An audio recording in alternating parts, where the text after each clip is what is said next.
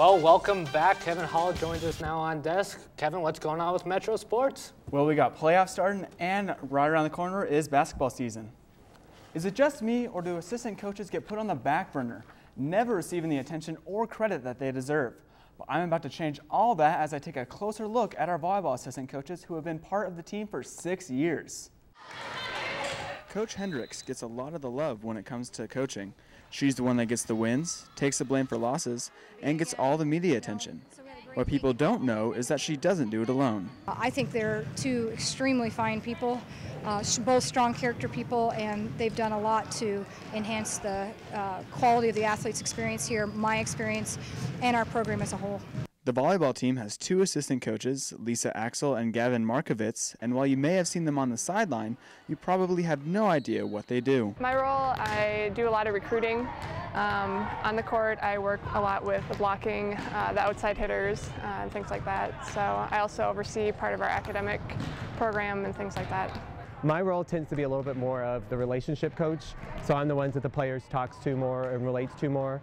On the court, I do a little bit more of middle blocking training, so I work with Julie and Shane and Kaylee and Audrey and Delia, our middles, and do a lot of their training specifically. I also work with the setters, making sure that they're kind of doing things the way we want to do things.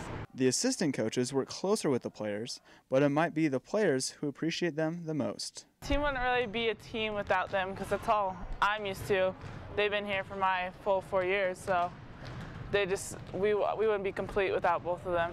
While Axel and Markovits love it here at Metro, success is bound to pull them away. At some point, I would like to be a head coach. I'm not rushing into it. I enjoy being here at Metro, so the right job would have to open up for me to leave. But at this point, I'm happy at Metro. I think for me, after 6, 7 seasons, it's probably time to look at other options, either being a head coach or maybe going Division I assistant coach, just seeing what other options are out there. I think they're both going to eventually be head coaches, and they'll have the opportunity to be the figurehead. With that great trio of Hendricks, Markovits, and Axel leading the way, you can count on many more wins and championships in the near future. And speaking of championships, the Roadrunners have their sights set on bringing home some hardware from the RMAC tournament. First up, a quarterfinal matchup with the Colorado School of Mines at home. These two teams split their matchups during the regular season, but it's playoff time and you have to throw all that out the window. First set, freshman Lauren Quijano taps the one over for the kill. She came through with 12 in the match. Then it's the RMAC Player of the Year, Bree Morley, who ends the first set with this kill. On to the second set, Mines staying close. They block the Quijano kill attempt. We are tied at 21. But it's Morley again who closes out set 2 with the bomb. And can Metro sweep the Ordigers in the playoffs? It's Morley again. She tallied 16 kills, and here she ends the match with authority. And the Roadrunners sweep the Ordigers to move on to the next round. I just wanted us to come in and play well, which we did, and so I'm very pleased with our effort and intensity and the level of execution. It's a great way to start playoffs, Metro now moves on to the semifinals of the RMAC tournament, where they will take on Western New Mexico in Kearney, Nebraska. The team is looking for a little revenge as the Mustangs sent the Runners to their first conference loss of the season.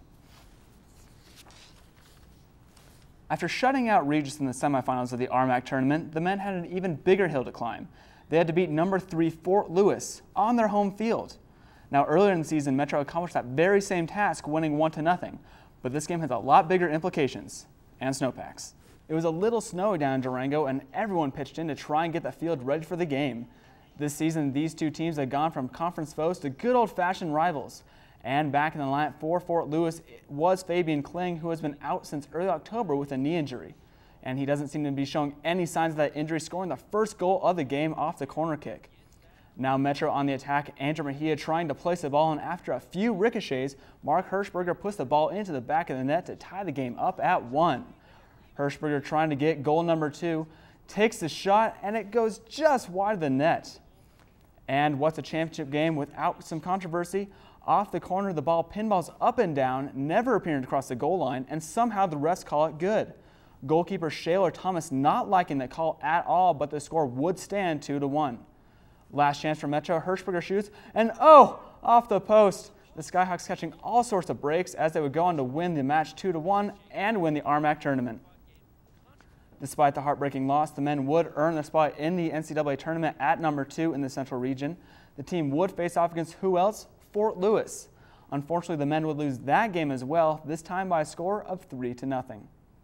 And in women's soccer news, despite the women ending the season in a bit of a slump, they still managed to make it into the NCAA tournament for the 10th straight year, a Division II record.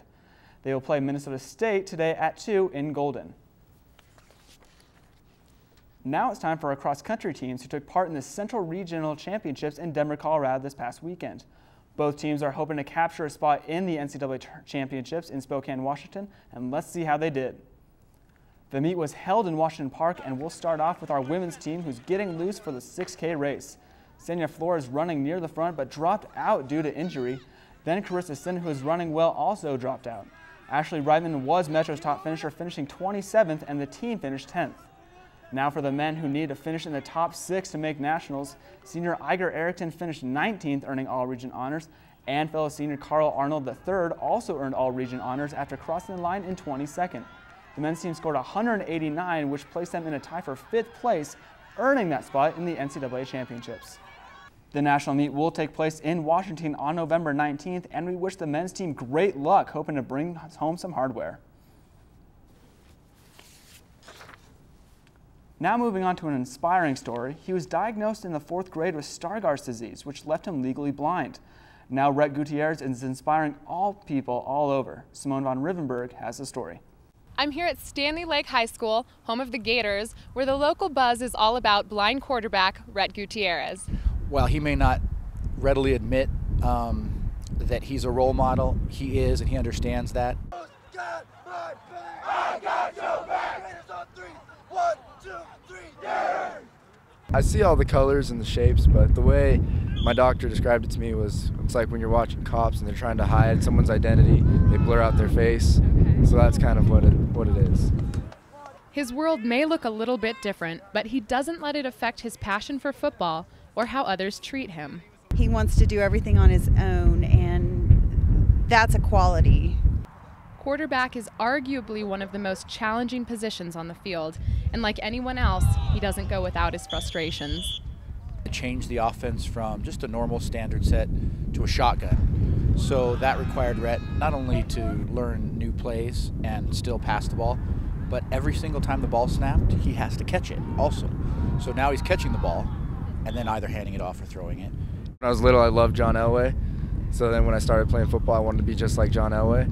So I guess that's what I've always done. Although Stargardt's disease has left Rhett legally blind, he has not let it control his life. He maintains a 4.4 GPA in his academic life and is looking to play varsity football next season. Every week he's got to compete to be on the field, and it's going to be the same next year if there are 2 or 3 or 10 quarterbacks that go out. And you know, the stories I hear of other people with Stargardt's or are deaf or anything like that, those hit me. For the Met Report, I'm Simone von Rivenberg.